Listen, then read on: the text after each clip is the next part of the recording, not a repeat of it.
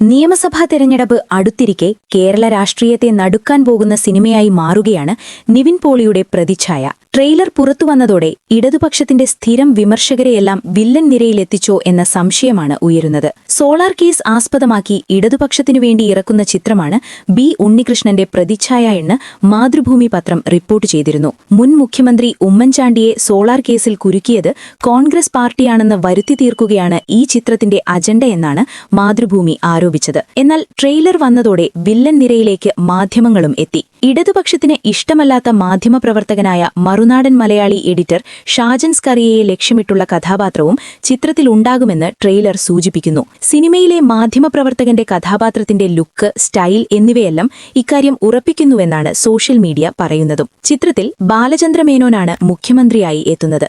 മകനായി നിവിൻ പോളിയും എത്തുന്നു.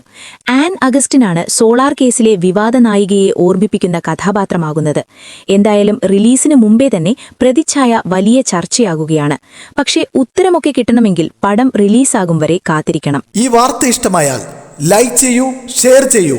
നിങ്ങളുടെ അഭിപ്രായം കമന്റായി രേഖപ്പെടുത്തൂ. സബ്സ്ക്രൈബ് ചെയ്യൂ ബബിൾകം മീഡിയ.